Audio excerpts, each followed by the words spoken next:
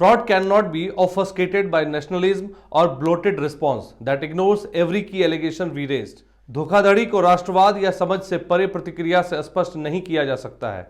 यह हमारे द्वारा उठाए गए हर प्रमुख आरोप को नजरअंदाज करता है। यह कोट किया है हिंडरबर्ग ने, जिसके रिपोर्ट आने के बाद पूरे फाइनेंशियल मार्केट में एक तहलका समझ गया है।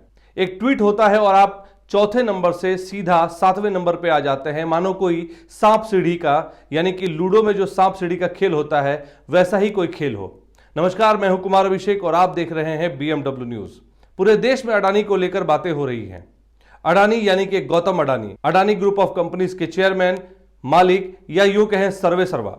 अडानी जिनका नाम हमेशा से प्रधानमंत्री नरेंद्र मोदी से जोड़ा जाता रहा है और यह शुरू से कहा जाता रहा है कि अडानी को बढ़ाने में भाजपा और खास करके नरेंद्र मोदी और अमित शाह का हाथ है। लेकिन आज पूरे देश में अडानी क्यों चर्चा में है, यह जानने की जरूरत है। हिंडरबर्ग नाम की कंपनी एक रिपोर्ट निकालती है और उस रिपोर्ट में वो 3 बड़े आरोप लगाती है और इस वजह से अडानी ग्रुप की कंपनियों के शेयर में अचानक से गिरावट आ जाती है। जैसे आप लूडो में सांप सीढ़ी का खेल खेल रहे हो, यानी कि सीधा 99 पायदान से सीधा नीचे आ जाते हैं आप। यह आरोप है कि अडानी ग्रुप की कंपनियों के शेयर की कीमत उसी सेक्टर में बिजनेस करने वाली दूसरी कंपनियों की तुलना में 85% ज्यादा है।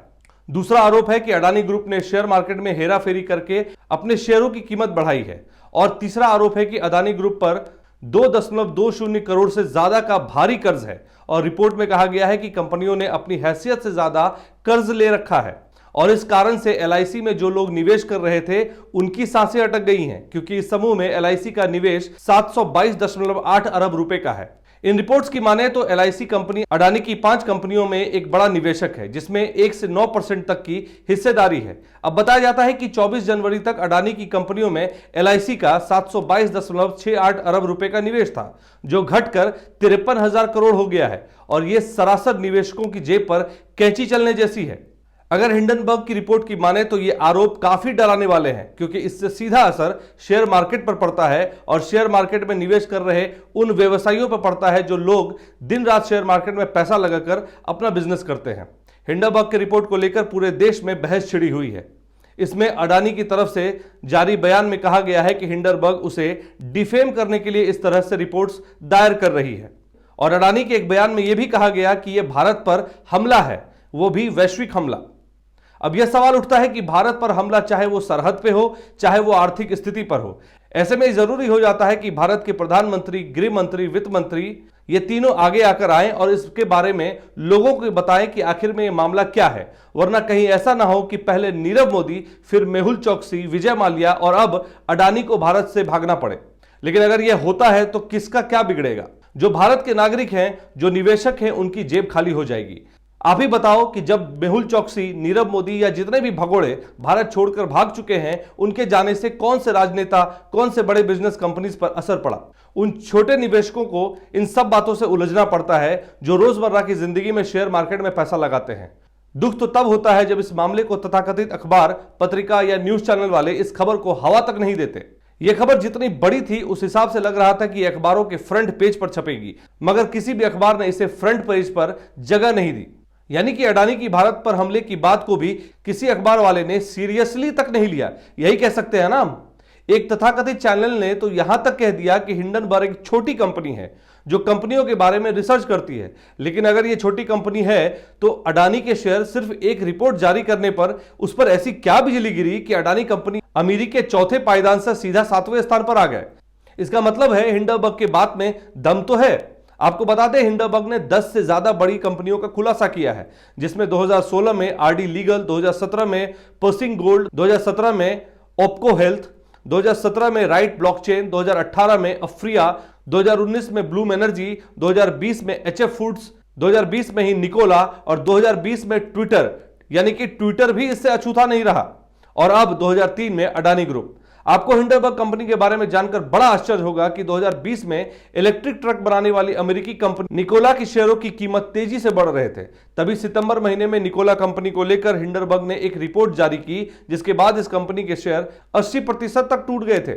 अपनी रिपोर्ट में हिंडनबर्ग का दावा था कि निकोला ने अपनी कंपनी और गाड़ियों के बारे में निवेशकों को गलत जानकारी दी थी और खबर सामने आते ही अमेरिका के सिक्योरिटी और एक्सचेंज कमीशन ने निकोला के मालिक के खिलाफ फ्रॉड का आपराधिक मुकदमा चलाया था। बात यही खत्म नहीं हुई। निकोला कंपनी दोषी साबित हुई। उसके मालिक ट्रेवोर मिल्टन को 1000 करोड़ रुपए का जुर्माना भी देना पड़ा। उस समय निकोला कंपनी की वैल्यूएशन 2.77 करोड़ थी, जो कुछ दिनों के बाद ही घटकर 11,000 करोड़ रुपए रह गई। अब आपको बताते हैं इस पूरे मामले में एलआईसी और एसबीआई के बारे में क्यों चर्चाएं जोरों पर है। क्योंकि सबसे ज्यादा निवेश अडानी कंपनी में अगर किसी ने किया है तो वो एलआईसी और एसबीआई ही है। और ऐसे में ये जरूरी हो जाता है जानना कि अगर ये निवेश अडानी के शेयरों की गिरावट को देखने के बाद भी की गई है, यह सीधा सवाल खड़ा करता है कि आखिर क्यों, और इसका एलआईसी के निवेशकों पर कितना भारी खतरा है, यह सोचने वाली बात है। अब आपको एक आंकड़ा बताते हैं। पूरे भारत में 250 मिलियन से ज्यादा एलआईसी पॉलिसी धारकों के साथ एलआईसी भारत के व्यवस्थित रूप से सबसे महत्वपूर्ण संस्थानों में से एक है। मीडिया रिपोर्टों के मुताबिक सरकारी कंपनी अडानी की 5 कंपनियों में एक बड़ा निवेशक है, जिसमें 1 से 9% तक की हिस्सेदारी है। बताया जाता है कि 24 जनवरी तक अडानी की कंपनियों में एलआईसी का 722.68 अरब रुपए का निवेश था। अब यह सवाल उठता है कि एलआईसी क्यों कर रही है अडानी समूह में 300 करोड़ रुपए का निवेश, वो भी तब जब इस तरह की रिपोर्ट सामने आने के बाद यह पता चलता है कि अडानी में कहीं ना कहीं गड़बड़ी है। एलआईसी और एसबीआई द्वारा अडानी समूह में जोखिम की वजह से अपने शेयरों के मार्केट कैप में 78,000 करोड़ रुपए से ज्यादा के नुकसान के बाद कांग्रेस ने शनिवार को केंद्रीय वित्त मंत्री और जांच एजेंसियों की चुप्पी पर सवाल उठाया। कांग्रेस महासचिव रणदीप सुरजेवाला ने कहा कि एलआईसी जनता का पैसा है। उन्होंने कहा कि हिंडनबर्ग रिपोर्ट के बाद अडानी समूह के शेयरों में एलआईसी निवेश का मूल्य 77,000 करोड़ से गिरकर 53,000 करोड़ रुपए हो गया है, जहां 23,500 करोड़ रुपए का नुकसान हुआ है। सुरजेवाला ने कहा कि इसके अलावा एलआईसी के शेयरों में 22,442 करोड़ रुपए का नुकसान हुआ है। एलआईसी अभी भी अडानी समूह में 300 रुपए का निवेश क्यों कर रही है, यह बहुत बड़ा सवाल है। और अगर हम इस रिपोर्ट को सही मानते हैं तो निश्चित है कि निवेशकों का पैसा डूब जाएगा। तो अब बड़ा सवाल है कि आखिर में इसकी भरपाई करेगा कौन? क्या हम हर बार इसी तरह किसी दूसरे की गलतियों को भारत के नागरिकों पर थोपते चले जाएंगे? ऐसे में सवाल हम आपके बीच छोड़ते जा रहे हैं कि आखिर में जनता क्या करेगी और उसको क्या करना चाहिए। कमेंट करके हमें जरूर बताएं। आपके कमेंट से हमें यह पता लगेगा कि आप अपने पैसों को लेकर कितने चिंतित हैं। एक बार फिर नमस्कार, मैं हूं कुमार अभिषेक और आप देख रहे थे BMW न्यूज। धन्यवाद। हमारा वीडियो अगर आपको अच्छा लगा हो तो आप हमारे वीडियो को शेयर करें, लाइक करें, हमारे चैनल को सब्सक्राइब जरूर करें। धन्यवाद।